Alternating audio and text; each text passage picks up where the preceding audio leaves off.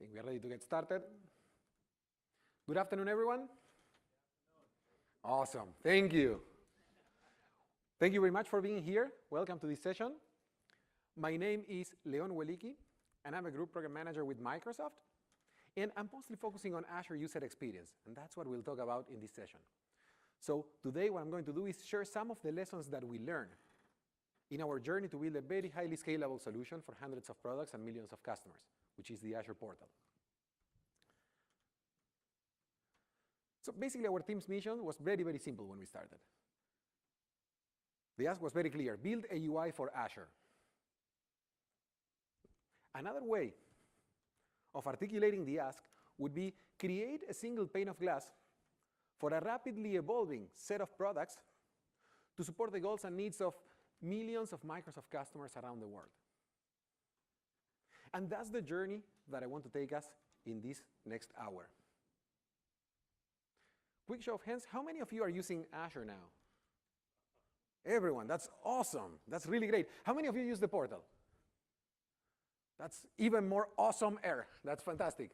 Thank you. So this is the Azure Portal. We did a visual refresh in the Ignite timeframe. We have a blog post that came out today at 3 that describes some of the improvements that we make, and there's a session tomorrow at 11, I think, where we are going to be describing more details of those changes.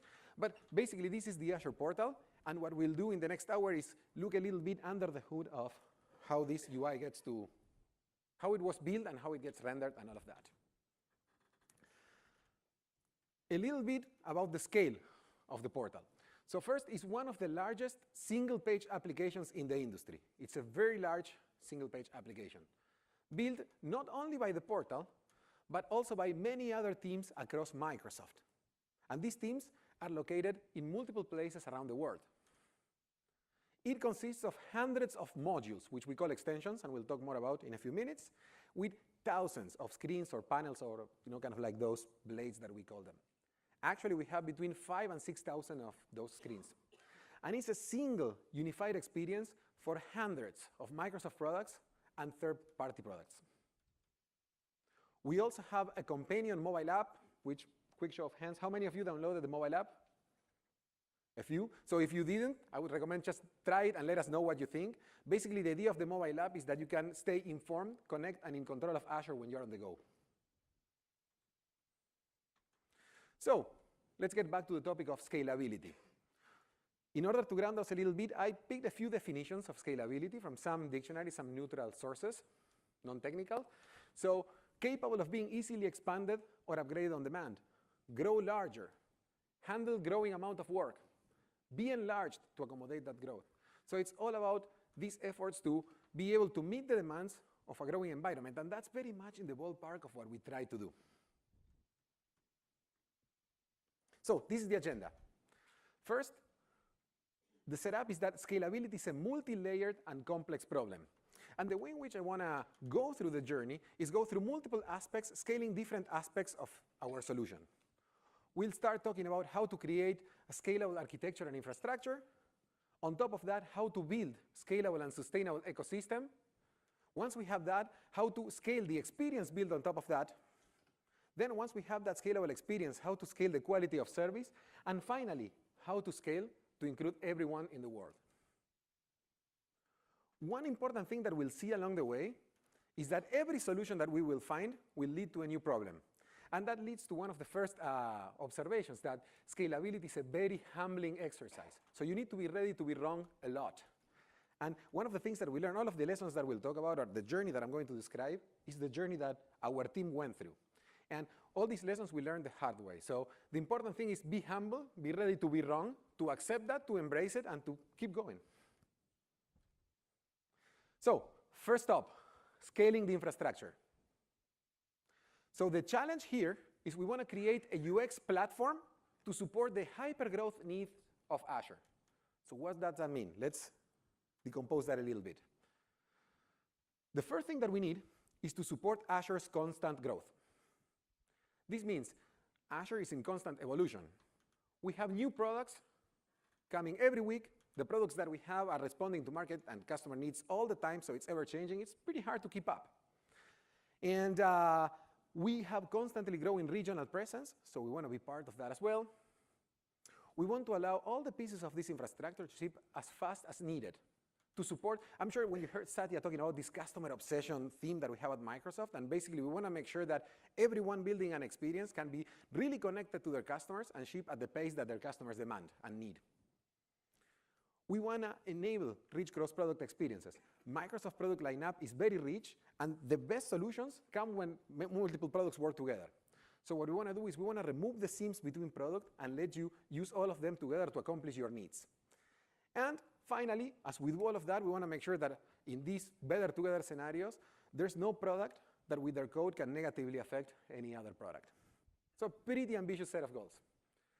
The next one, as we are trying to build this architecture, we want it to be transparent. And what does that mean? Is that we want to only use Azure Public Surface. So all the management plane for Azure is done via Azure Resource Manager. So what we don't want to do is in the UI layer create abstractions that add opacity to that management. In fact, we want to use only public APIs, so whatever we do in the UI, you should be able to do if you want to do it yourself as well. So we want to build the portal or the infrastructure over the public Azure APIs. And all of this should result in empower the product teams that own experiences to own their destiny and to be able to ship at the pace that their customers and business need. So the way in which we solve this problem is we created a federated architectural model at the core of the portal with the goal of enabling multiple teams to co-develop and deploy their experiences at their own pace. So at the core of the model, we have two main abstractions, the shell and the extensions. You can think of the shell as a container. For example, if you equate it to Windows, the shell would be like Windows without any application, but like the window in system, the taskbar, the start menu, the notifications, etc. Extensions is our app model. Every app represents a vertical experience. So for example, if you want to manage a virtual machine in Azure, you will need to load the virtual machine extensions, and that experience, that app, will be responsible for projecting that UI. Extensions and shell life cycles are independent, which means we can deploy the shell and the extensions totally independent of each other. So extensions are not blocked on the shell to ship, and likewise, also every extension can own their deployment agenda. So they can deploy whenever they need. And finally, and very importantly, extensions are both composable and isolated. So you can create experiences that go across multiple extensions. In fact, we will see that very quickly. So without knowing, you might be using the byproduct of the work of 5 teams just by clicking around a little bit. Also, we want to make sure that each extension is isolated from the others, so no extension can negatively affect another extension. So let's see how it works. Let's say this is a simplification, a schematic representation of how things work. It's pretty accurate, but we simplified it a lot for the sake of the presentation flow. But think of it. We have the browser, you have the portal server, and Azure Resource Manager, an AD and a settings store. So when you come to the portal, you type portal.azure.com in your browser, and you're going to hit the portal server, get the splash screen. You're going to get authenticated, and we'll get an auth token to be able to work on your behalf and be able to hit Azure Resource Manager for you. Then we'll get the settings. The settings basically is, as you use the portal, we remember the theme that you selected, what directory filter you set, etc., etc. All those settings are stored in our settings store. That is a Cosmos DB database. We store the settings on keyboard. Settings on the client. We get whatever we need from Azure Resource Manager, and then we render the shell. So at this point, we have the shell empty, already loaded. Now, we also own, in the portal, we own several experiences. One of them is what we call the Hubs extension, which you can think of it as, imagine the apps that come with Windows, kind of the default apps that are seeded with Windows. Hubs extension is for us that. It's an extension that contains some of the basic experiences that are horizontal, like, for example, browsing through resources, subscription filter, and things like that. Another of the things that are contained in that extension are all the tiles that are displayed in the default dashboard. So we will need to load that extension in order to render the UI. So we get hubs extension, we'll communicate with the portal server, get whatever data we need from Resource Manager, and once we establish the link, that extension is responsible of rendering those tiles in the screen. Now, let's say that I want to do some work. You see that there's one tile. I'm going to put the mouse here. I'm not sure if, oh, you cannot see it, but the tile that you see in the top right corner has all your resources, the recently used resources. Let's say that I decide that I want to open one of those resources. In this case, it's a virtual machine. Given that I want to get a representation of a virtual machine, as soon as I click that, the shell is going to be notified that we need the VM extension, the IaaS extension, and therefore, a container is going to be created in the browser. We are going to hit the web server where that extension is deployed, and once the extension is loaded, the VM screen is going to be displayed. So remember when I was seeing like the individual deployment schedules, since each one of these extensions is their own server, they can deploy at whatever pace they want. Same thing for the shell. So let's see it in action a little bit.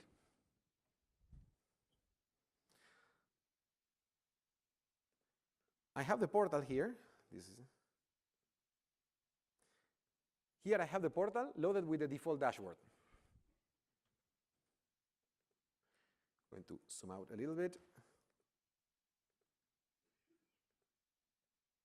And as you can see here, we have only, I'm not sure if you can read it. Maybe I will have to zoom in again. Sorry for that. Better, right? There's only one loaded extension, that is hubs extension at this point.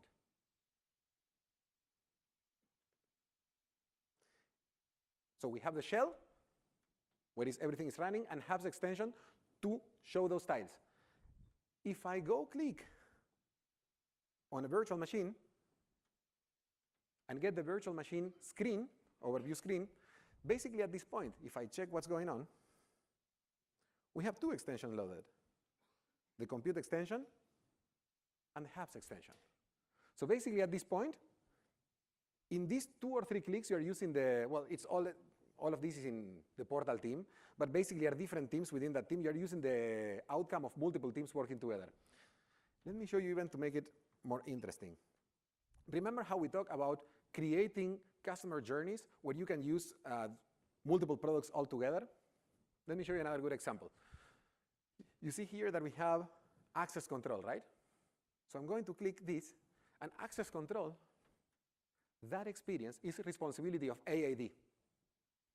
So as I click on that, this UI was served by the AAD extension. So now we have 3 extensions loaded in the browser.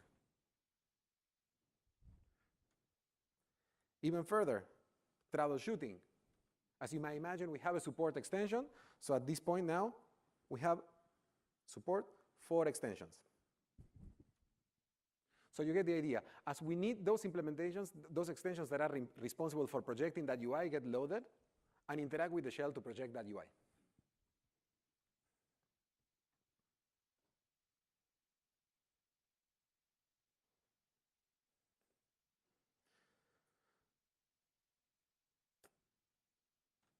So one scale challenge that we hit, we were very happy with the model, but originally our dashboard had multiple extensions that required to be loaded proactively at runtime when you bootstrap the shell.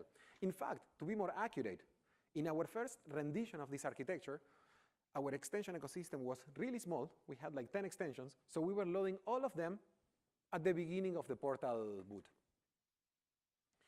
The ecosystem, as it started growing, that solution became non-viable because it was very, I mean, it had a lot of network and a lot of client-side contention. So what we did is we created an extension virtualization solution. Basically, we divided each extension in 2 pieces, the declaration and the implementation. The declaration is what we call the manifest. That is a set of metadata that contains minimal data about that extension that can be used to drive the shell. So with that data, you can create a lot of UI without having to load the extension. And what we are trying to do is to use that as much as possible and to load the extension as late as possible, because that will give you the best performance. One of the most expensive operations, by the way, is loading an extension. So now you know when you click at something and you wait, one of the things that you should be, one of the things, takeaways of this small architectural drill down that we did is that very often when you're loading an extension, that's one of the highest latency operations, which we are working to trim down. But anyway, coming back to the manifest is metadata about your service that lets you drive the UI. The manifests have been designed to avoid bloating and to scale to a very large size. Sorry, to a very large number of them. The implementation is loaded on demand, and actually what we do is we don't load the entire implementation when it's needed. In fact, what we do is we do AMD, asynchronous module definition. So basically, if an extension is well designed and well implemented, it will have bundles well defined that can be downloaded when needed, so you don't need to download the entire thing. You can get only the piece that you really need to render the task at hand, which makes it more efficient over the wire, but also on the client side, because there's less code to parse. But we hit another problem after we did that. It did not work as we expected, because to get all the manifests, we needed to go and point to all the web servers asking there to give us the manifest. You know, we had to build that cache. We need to federate the cache on the client, which obviously didn't work because it had a lot of network. It was very costly. So what we did in response to that is we created a manifest cache. And that manifest cache contains all the manifests that are known to the portal. So basically what happens is when you bootstrap the portal, you go hit that cache and you have information of all the extensions that exist in a single shot. And it's designed for scale, to scale our performance and reliability. And we have always the same bootstrap sequence regardless of the ecosystem size. Whether we have 10, 100, 300, 500, or 1,000 extensions, we will be doing the same. One compromise, though, that we get here and that we are still working through is like this perf and reliability versus the freshness of the data. Sometimes when you cache, you know that data might get stale, and that's one thing that we are working through. But in general, it did not prove to be a big problem for us. And of course, another thing that we have is an eviction policy. So as you have these extensions, when you don't use them for a few minutes, we just unload them proactively so we can free up client-side cycles for you. So this is how our bootstrap sequence gets updated. So you hit the portal server, authenticate again, get the settings again, and also hit the manifest cache and get all the manifests on the client. So with that information, you can drive a lot of the portal UI without having to load the extensions. For example, in this case, the list of services that we have with the descriptions and the names and whatnot does not require to hit any of the extensions. All of that is driven by the manifest.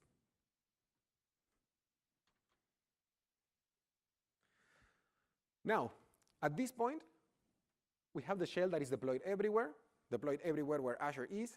All the services that are central are deployed with Azure in all the regions that Azure is supported. But the extensions, though, remember that it's multiple teams across the company, not all of them might be funded or suited to deploy across the world. And that's a problem, because then you have very irregular performance and reliability. So what we did in that case is we introduced a hosting service for extension, which is a service that extensions can use to host their client-side bits. It supports corporate deployment and rollback policies. As you may imagine, to deploy any service in Azure, you need to follow certain procedures to make sure that you do that in a safe manner. And this hosting service supports that. It's, of course, geo-distributed, as you may expect. It provides basic versioning. And again, we hit the same challenge that I mentioned before, that is kind of like getting the staleness of the cache. But still, of course, the benefits so far outweigh the problems, and we are working through that problem as well. So in the past, remember, this is the picture that we saw of how the IaaS extension was loaded and how did we get that blade to display, that screen to display. Instead of this, in this case, it gets updated to the IaaS extension. We create the container, but we get the implementation from the hosting service. And each one of those white boxes is fully geo-distributed, as well as the web server for the portal. In fact, Azure Portal and all our infrastructure has a worldwide presence. So the portal, manifest caching, user settings, and hosting service are deployed on every data center. And this extensive rollout does not also help with performance, but also reliability. And in the event of one data server going down, you can always access any of the others. So as long as one data center is up, you will be able to use our infrastructure, of course, with different level of services if you are very far from the place that is up. So let's recap what we discussed so far. We put our architect hat, and we designed a federated architecture that is designed to scale to any number of services without degradation and to support diverse deployment schedules. We talk about the runtime, virtualization layer, hosting server, and geo-distribution. In fact, our extension ecosystem in the past 3 years had 100% plus year-over-year growth. So far, this is working. So the question is, are we scalable yet? And the answer, well, it's obvious because it's the beginning of the talk, right? It's no, we are not. The next challenge is we need to scale the ecosystem, because if we have these extensions, and I'm mentioning that we have this 100% growth year over year, our next challenge is how can we enable our extension ecosystem to deliver those experiences productively and cost effectively. Let's get to the next level of detail here. We want to have good productivity and consistency in the implementation. We want to have more or less follow the same practices, have good tooling, minimize runtime errors also, and have a reasonable learning curve. We want to be able, remember we talked, one of the challenges, the product lineup is ever growing. The cloud is a very fast-paced environment, so the product is constantly moving forward. So how can we keep moving forward, maintaining backward compatibility? For example, catching runtime errors and don't deploy things that are going to break at runtime, being able to test your extensions, and even in the face of a breaking change, how can we minimize the impact in an ecosystem with hundreds of extensions? Also, another challenge that we have is extensions. Some extensions are very well funded, some extension teams, some others are not. So that's another reality that we have to deal with. So one of the things that we did is we created an SDK that we provide the extensions that we call the Portal framework to create extensions. That is what you use to create an extension. And one of the key things to share here is the use of TypeScript. And strong typings and contracts took us a very, very long way. We can detect breaking changes at compile time. We could leverage all the existing tooling that Microsoft provides, like, for example, Visual Studio, which is probably the best IDE, or Visual Studio Code. And even TypeScript, they have some experimental features that we use to be able to cut on some of the code that we write. For example, right now we were experimenting with using TypeScript decorators to decorate classes and be able to cut in a lot of artifacts, to have something more like an aspect-oriented way of describing our artifacts. So let's see a little bit of our developer experience. So in this case, this solution is a typical extension. The file that you're seeing here is a TypeScript class, make it a little bit bigger, that represents a screen. We call them blades. Remember that I mentioned decorator? This decorator here is saying that, is indicating to the runtime that this is a blade. And we provide a title, a subtitle. We have an initialization method. The goal here is to not go deep into how to write an extension, but mostly to give you an idea of how this happens. And then, in this case, for example, we are creating a screen that shows the current time, and also it has a toolbar using our toolbar control that, with a refresh button, that when clicked, it's going to update the current time. Very simple. One of the nice things about this is we get a lot of help from the compiler. So, for example, the title is a required field for all the blades. So if I remove that and I attempt to build, I'm going to get now a build error. If I add it back, of course, it's going to work. By the way, the squiggly things that you see on the, oh, it's not making me look good, but it should have worked. The squiggly things that you see with the template, let me try again. Okay, let's pretend that it worked. The result of this is a screen that shows the time. Let me show you what it would have looked like. Let's see if I have it running here.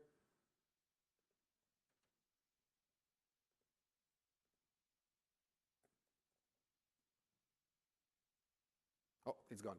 Well, I'll describe what would have happened. You would have seen a screen that would have shown the current time. Now, one thing to mention also, which is the next thing that I was going to show you, is you see we have the HTML template here embedded in the declaration, but we could also point to a file,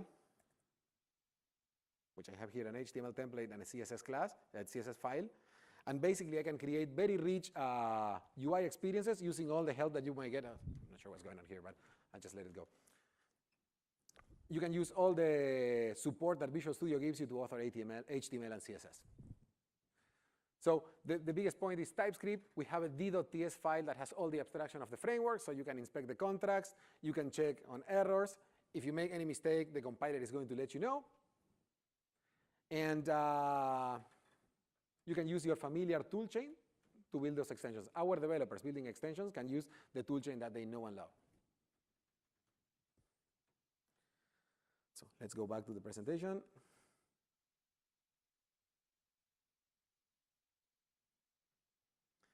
The next challenge, now we have a way of producing those extensions. Remember, we can describe the contracts, we can get runtime changes and whatnot, everything that we described.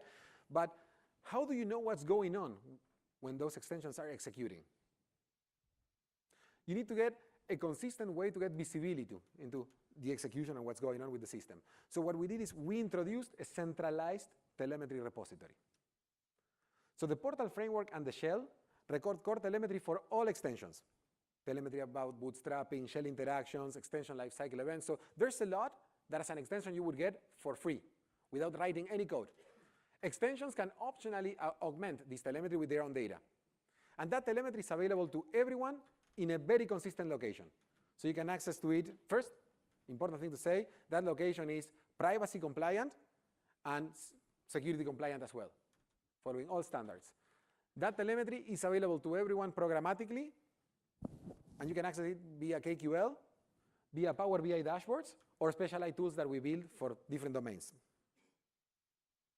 So as a recap, we have a federated architecture. We have a sustainable ecosystem. The question is, are we scalable yet? And the answer is, we are not yet. Because the next challenge that we will find is, how do we scale the experience? So how can provide a consistent experience across hundreds of extensions? So let's break it to the next level. Different extensions might have different ways of doing the same. So they might think differently about solving the same problem, resulting in a very fragmented UI, which is not what you want. Also, once an experience is shipped, there's some resistance to change. Sometimes very well funded. For example, the team might have different priorities. They might be hearing from their customers that they want to do something else, and they might not want to retrofit to a different experience. They might not be funded to that, or they might not think that it's a good idea. But our goal is that customers should be able to learn a small set of patterns and be able to apply them across the entire product line. So we want to minimize the set of things that you need to learn to be effective with the platform. So what we did is we established a patterns catalog and a champion to drive it. Those patterns, though, one very important thing is that they should be based on customer data. We should avoid having discussions of opinions on the patterns, like I think you think. And what we do is the patterns are based on usability studies, what we observe that customers do, what we observe that they're doing when we present them with our main scenarios, the feedback, what they tell us, what you tell us, and the behavior, what you do, which we look through the telemetry. With all that data, armed with that data, we build patterns that we believe that are going to be the best solution for the problems at hand.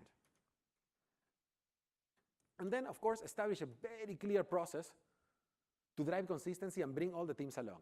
So for all these processes, everything that requires to drive across hundreds of teams, we have a similar formula. Clear way to measure goals and success. Define what success is extremely clearly and unequivocally. And a good way of measuring that. Easy awareness of the status. Everybody should be able to know where they stand regarding that success. A good support system and help network to help teams to accomplish that success. For example, we have office hours where all the teams can come to us and we'll help them to get their experiences to be compliant with the latest patterns. From a design to implementation perspective, the entire range. And then accountability. It should be very, very clear who has to do what and by when. And resource overview is a good case. Look, check this out. This is the resource overview blade for a VM. So you can see at the left, you have a menu. At the top area at the center, you see like there are a bunch of commands, then some essential information, key values, and then a client area. The menu at the left, the top item is the overview. Then you have the activity logs, which lets you see every operation in the management plane that happened with your resource. Access control, RBAC, tags, diagnose and solve problems, and then settings that are domain-specific things for that resource. This is the VM. This is a web app. Very similar structure. The same menu, 5 items at the top, the commands, and whatnot. This other one is storage, which in this case, Essentials is collapsed. This is SQL. So as you can see, we have all these experiences following those guidelines, which basically following that process that I described before. Another one that we are working through right now is the create experiences. So one of the new things that we have, one of the things that we released by Ignite is the updated virtual machine creation experience. How many of you saw that one? What do you think?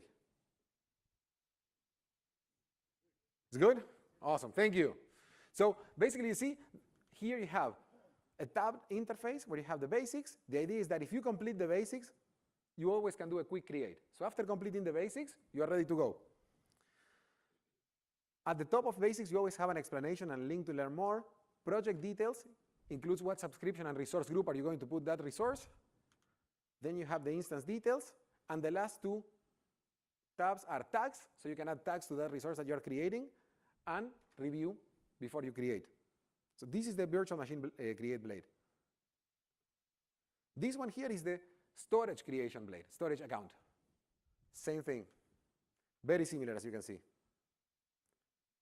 And this one is Cosmos DB. Same thing. And this one is Kubernetes. So basically the main idea is as we create these pattern catalogs and we establish a very clear way to drive it, slowly but surely, we make sure that the entire ecosystem accommodates and we deliver on that promise of learn a small set of patterns and then be able to move around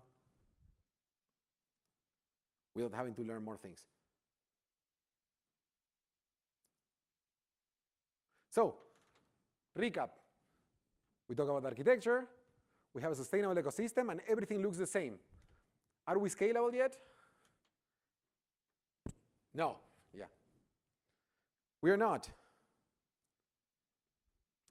Because the next thing that we need to scale is the quality of the service.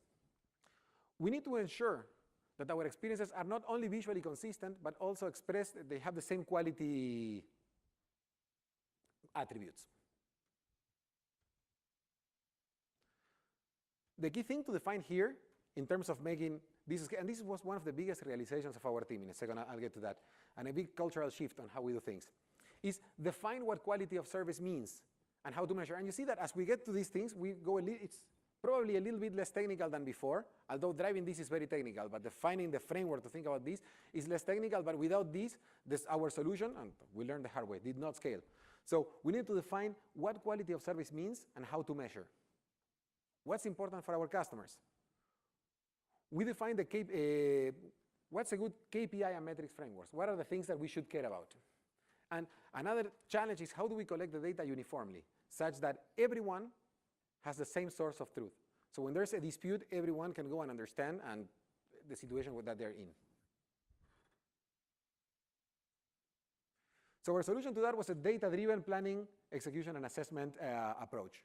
And that's when I was mentioning the cultural change. So at the beginning, as the team, when the team was not as mature, we were not using data effectively, which we learned as we were going.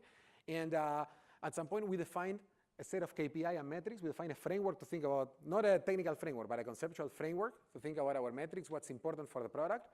We made sure that it was fully accepted, not only by the team, but also by our partners and by our management. Right? If not everyone is bought in, the thing doesn't work. You cannot drive it.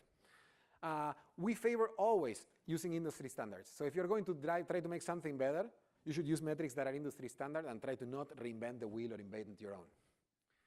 And another important thing is, as you define metrics, you need to make sure that your metrics, you have metrics that check one another, so you don't get into the trap of vanity metrics that are not really moving your product. A good example, if you only measure your monthly active users, you might be growing a lot by frustrating a lot of your customers, because you might run roaming the entire world. At some point, it's going to stop, right? If you measure monthly active users, you also need to measure the retention, daily over monthly, to see what's your stickiness, to make sure that it's not that you are hitting everyone in the world, but the people that are using the product also come back. And also, you need to make sure that the data collection is consistent and is reliable. One thing that we do also is we don't measure things in the lab. We measure in the real world with real customers, because we want to make sure that the things that our understanding of the experience reflects the experience that you guys are having when you're using the product.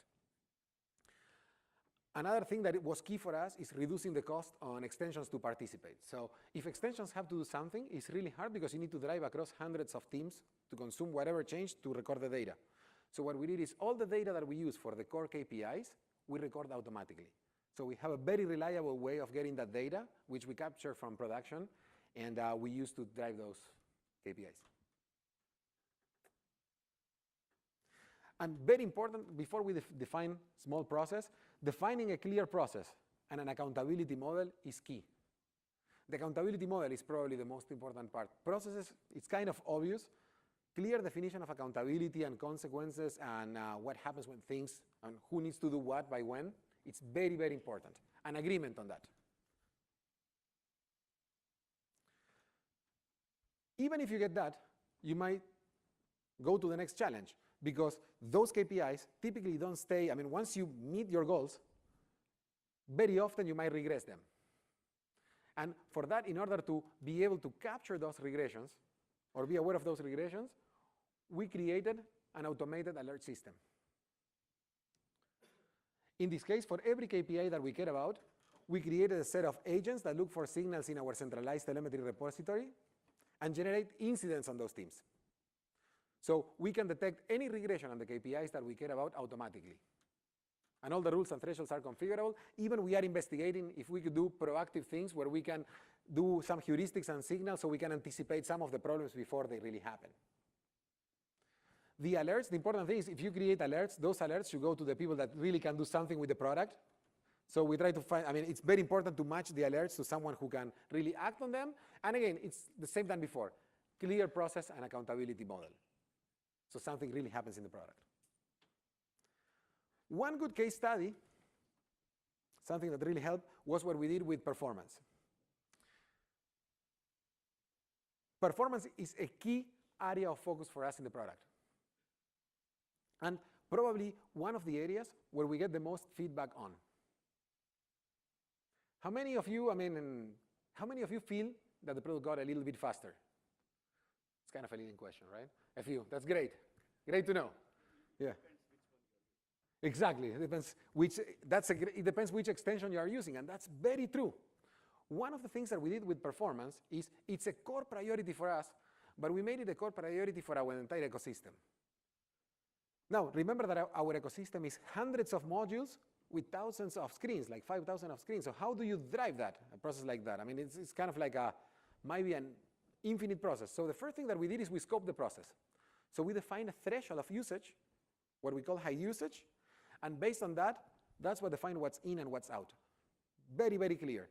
In our case, for example, that threshold resulted in like 67 extensions, between 67 and 70, and between 900 and 1,000 screens. The next thing that we had to do was clearly articulate what success means. So we want those extensions to meet goals at the 95th percentile.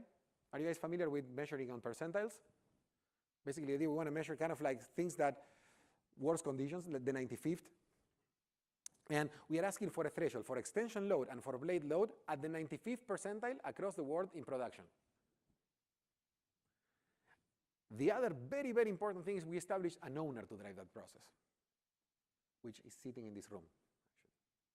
It's that guy over there. And the other one is the one driving consistency. Do you want to raise your hands and say hi? Yes, they're doing a great job.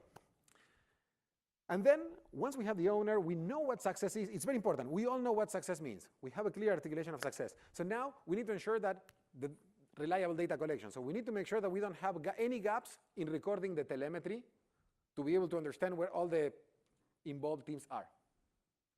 As we have the data, we need to make sure that every one of the participants know about that data and what they need to do.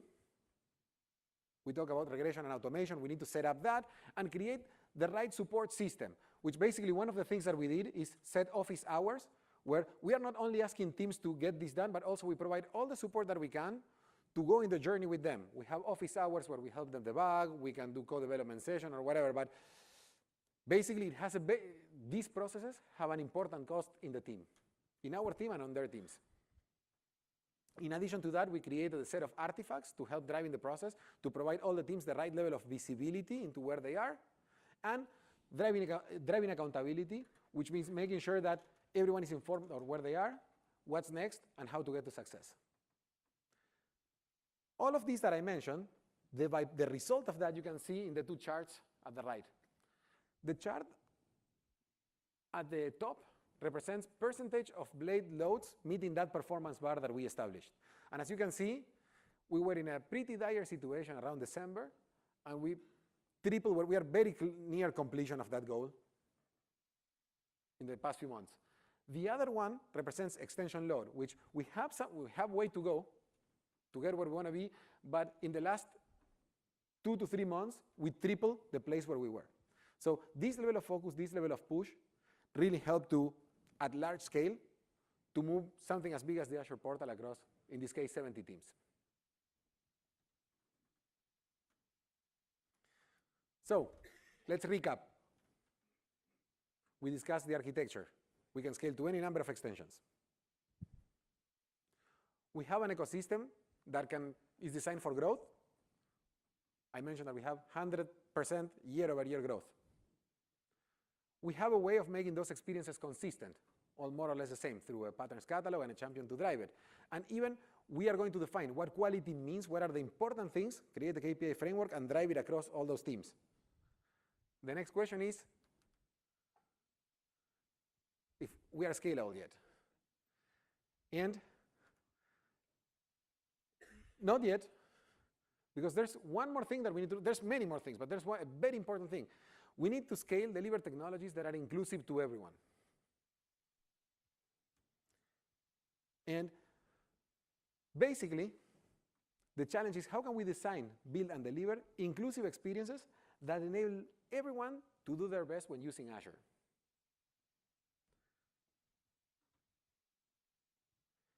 And this is where we applied accessibility and inclusive design. Even though you might think that this is not, because from a technical perspective, might not look as challenging as what we talked at the beginning, this is probably one of the costliest part of this entire presentation in terms of delivery. We believe that accessibility, first, we fully believe in creating accessible and inclusive technologies.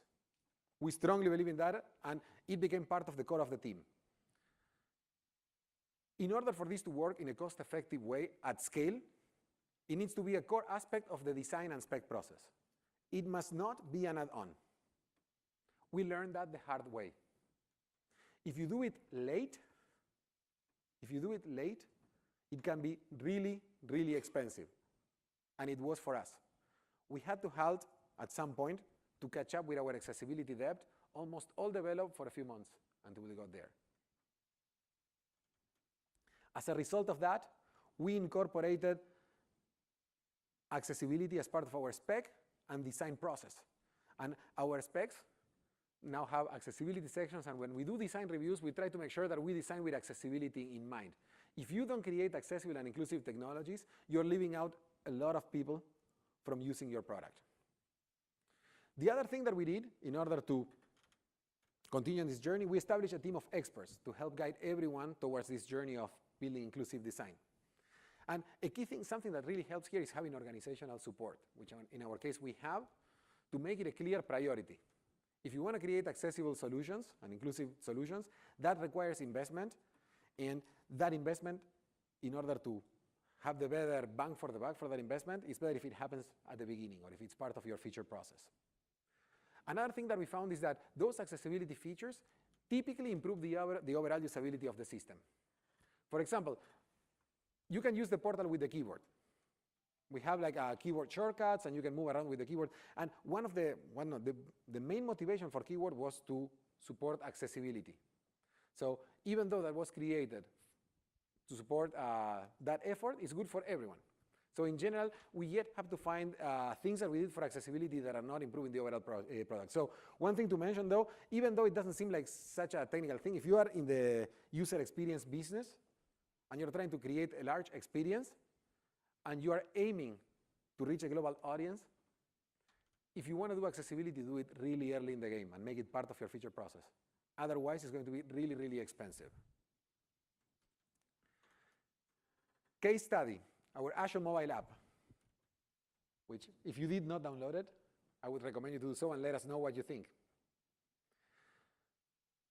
Accessibility and inclusive design were part of the app design from day one. We did this after that other effort that I mentioned, where we had to halt all development in order to catch up. It was a top priority for the team. One thing that I asked the team is cut features in favor of accessibility. And all design and specs must include accessibility. If you regress accessibility, that's a ship blocker, and we don't ship. The result is that the Azure mobile app is one of the apps with highest accessibility scores in our entire division. Which, of course, again, I'm sure you heard that. Accessibility is an effort, as I was mentioning, in terms of top-down support. It's an effort that is very in line with the message of the company and that we, as a team, strongly believe in. So, recap. We build the federated architecture, designed to scale to any number of services and extensions without degradation, and supporting for every one of them to deploy at their own pace. We built that. We put our architect hat, and we did that. Then we created a sustainable ecosystem, so we built like a reasonable development experience. Although it failed in my demo, it really works. We have like hundreds of extensions that can prove that. But we created that ecosystem, and we added telemetry to have visibility into what's going on. After we got all those experiences, we made them consistency. All of them look the same. And we try also to equalize the quality of the service. Make sure that things that are important to our customers are the same across the entire ecosystem, and we made them inclusive to everyone. And that's the question again. And I don't have an answer. This is kind of like, we were going to 5 things. This is the last. I think we are reasonably scalable, but scalability is not one thing that you achieve and you're done.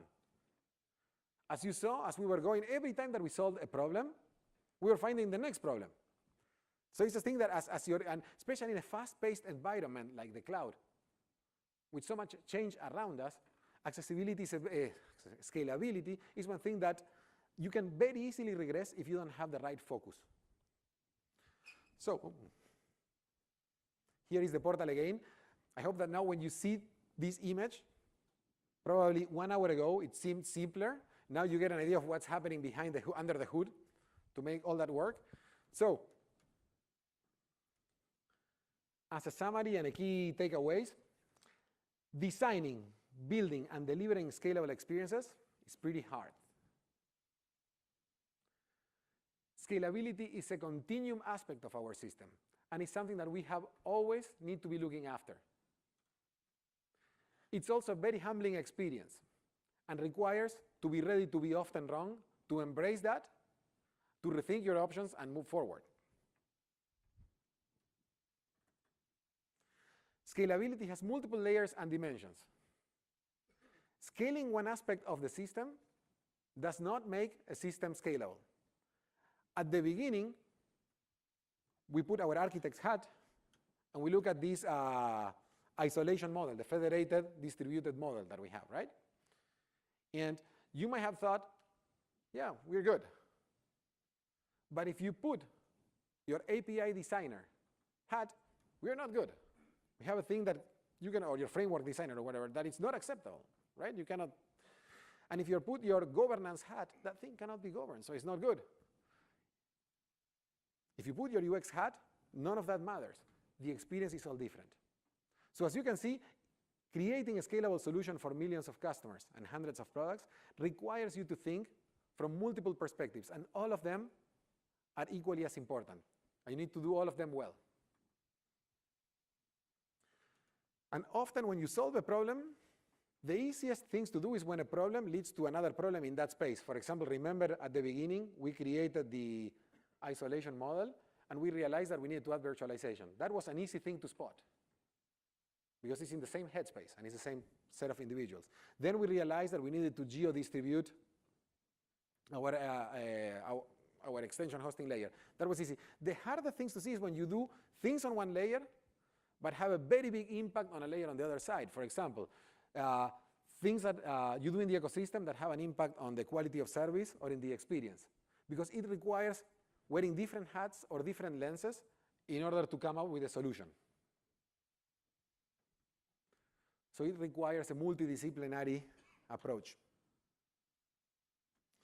The other thing that we saw is that we talked the technical part. When we talked the part that was more process-oriented, we were following the same formula.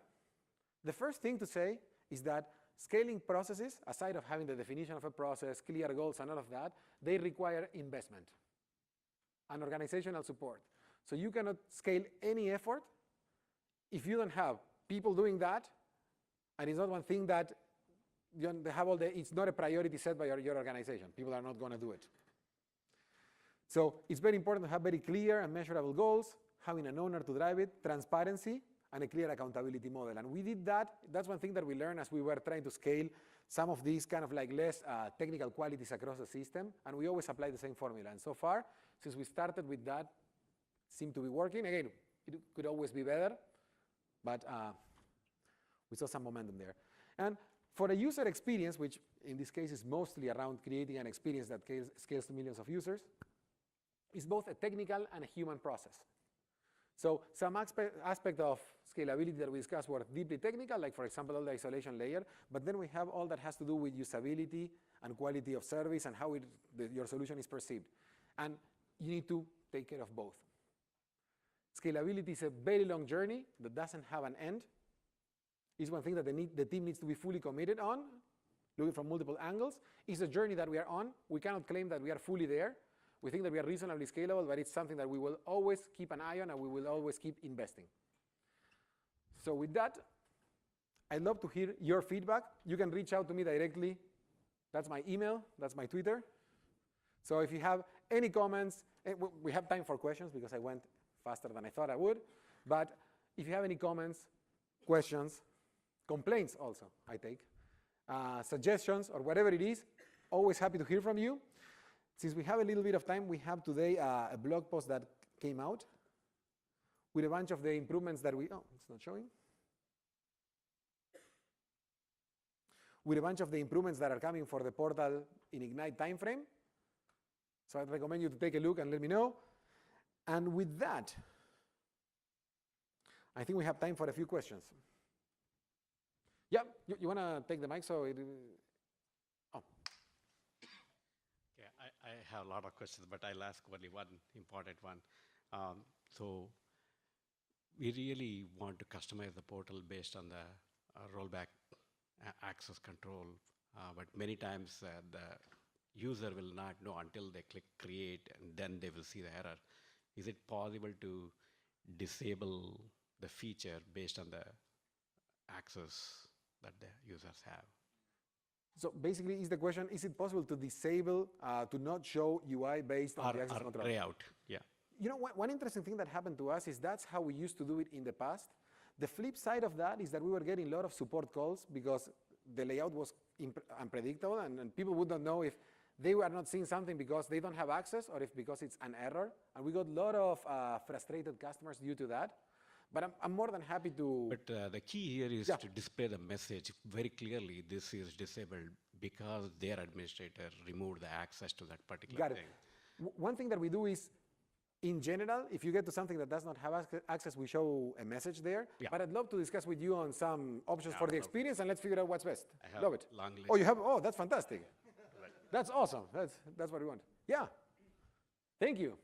So with what you were showing with TypeScript, do you have any framework you're using, or did you write everything yourself? We created the home build framework. So the framework is proprietary for the portal.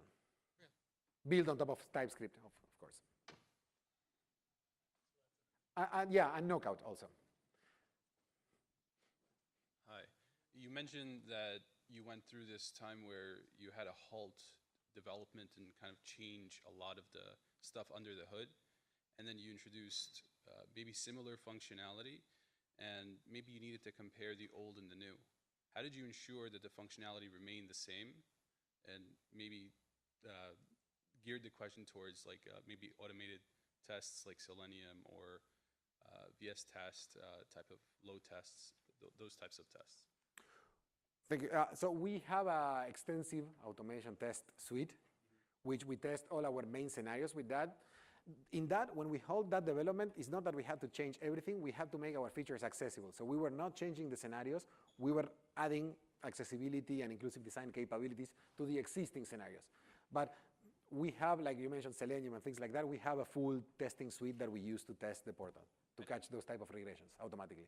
And how do you execute them? How do you, I don't know if there's like another session that talks about this, but I'm very interested to know around, you know, when you're changing a lot of things under the hood, how can you ensure that the previous workflows are still active? Even though you're doing accessibility, you might have broken something else downstream. Yeah, actually, that's a great question.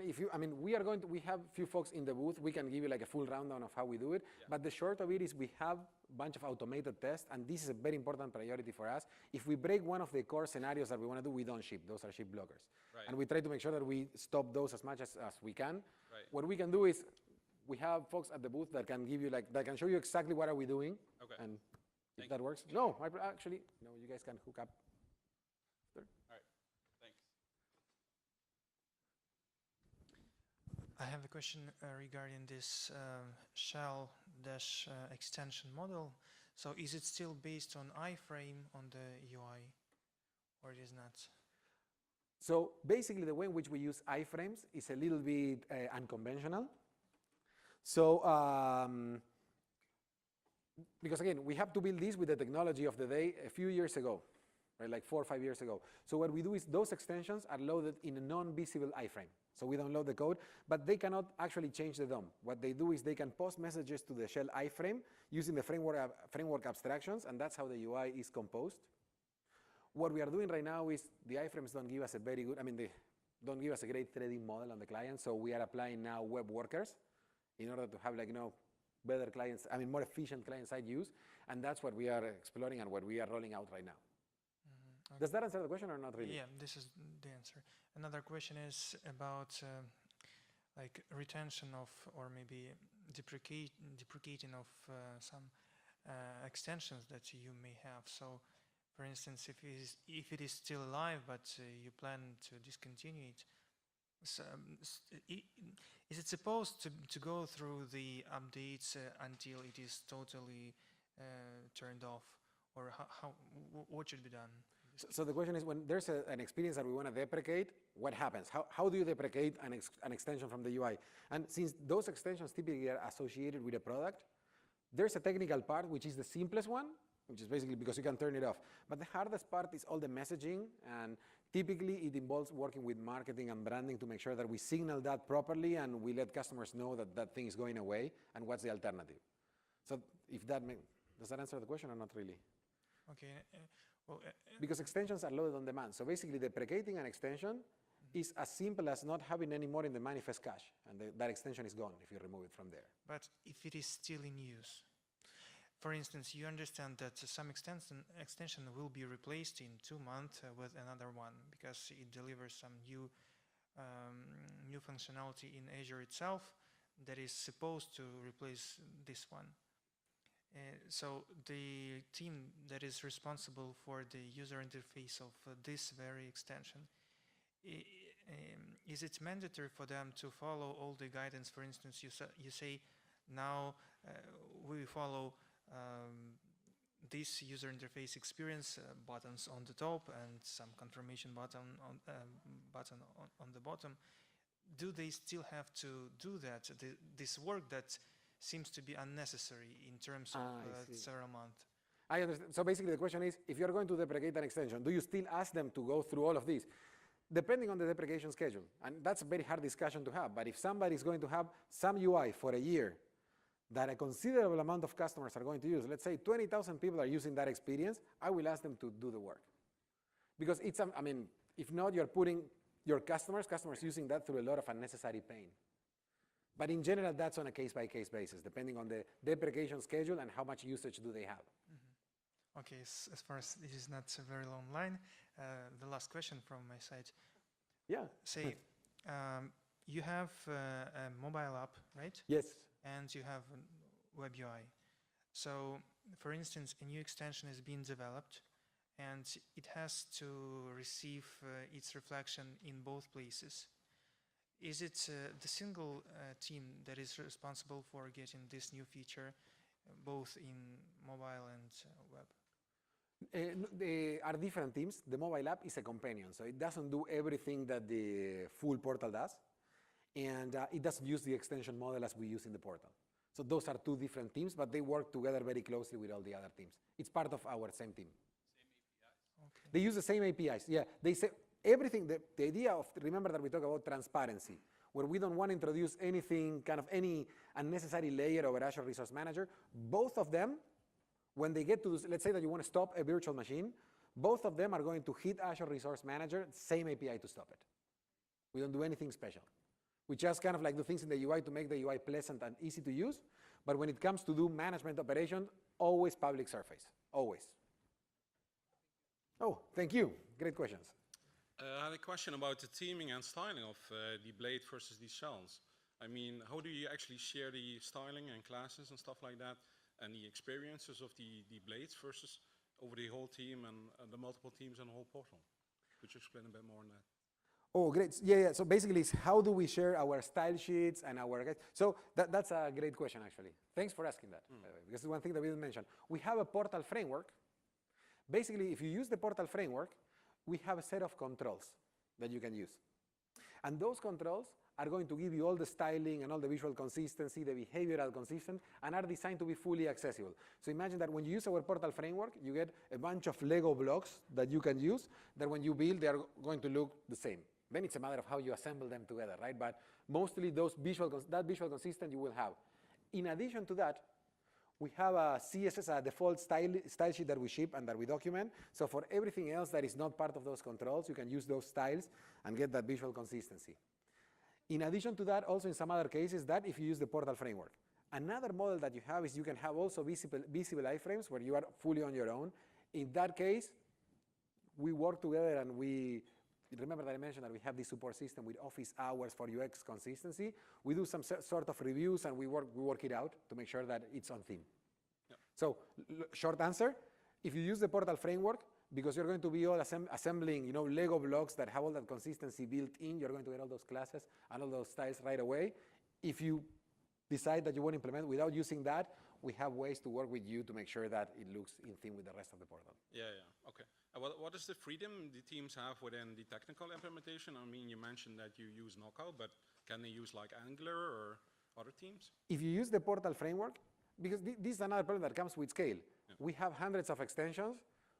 When we created the framework, Knockout was kind of like one of the popular UI frameworks. Actually, the creator of Knockout was in our team at the time.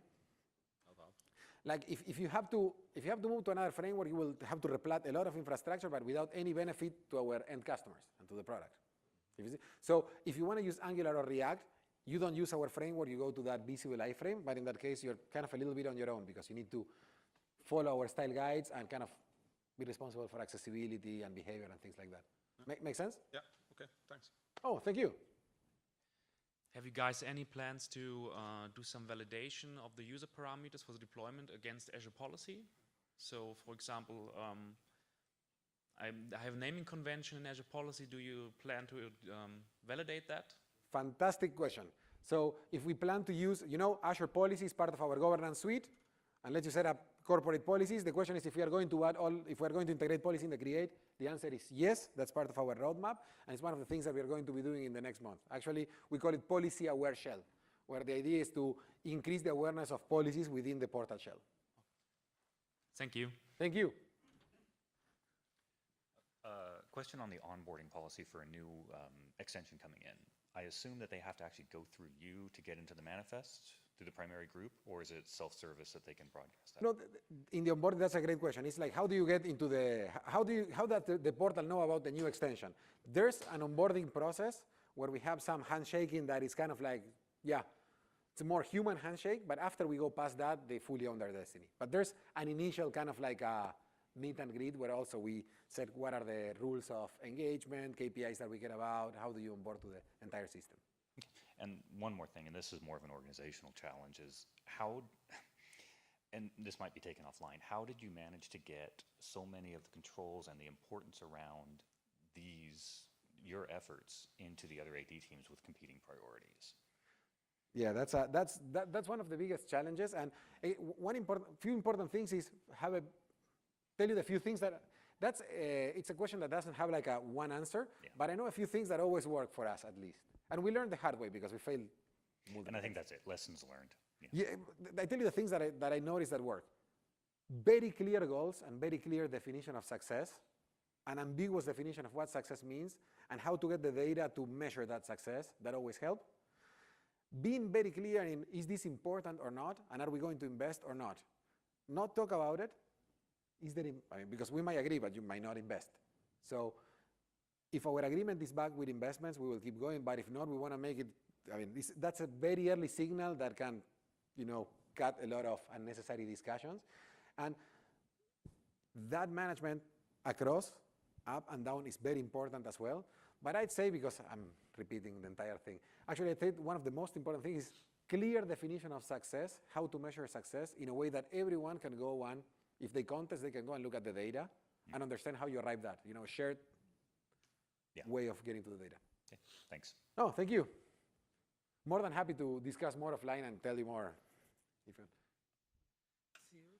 We heavily automate the creating the resources using the ARM templates. So now you just showed me one slide where you have some changes coming up. So do you have any new space where you publish all these things and the corresponding impact on the templates as well? So basically, if you're using our templates, the portal today has a library of templates where you can store your own templates. It's not great, by the way. It's an experience, for example, that did not go yet through the consistency improvements and the purpose. So it has some issues. More than happy to show it to you later. So those templates, if you are looking for a place to store your templates, you can either use GitHub in the template library, or you can have your own store of templates within the portal today. For example, you just showed me that the review option, which I don't know. But we have been using those ARM templates to automate the resource creation for a long time.